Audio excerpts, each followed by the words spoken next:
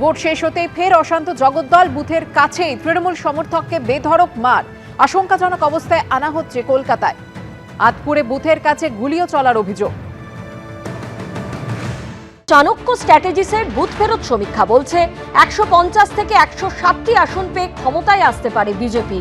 তৃণমূল পেতে পারে 130 থেকে 140টি আসন, অর্থাৎ ক্ষমতা হারাতে পারে তারা। কংগ্রেসের ঝুলিতে যেতে পারে 2 থেকে 4টি আসন, অর্থাৎ বিধানসভায় শূন্যের গেরো পার করতে পারে তারা। 4 থেকে 6টি আসন পেতে পারে অন্যরা।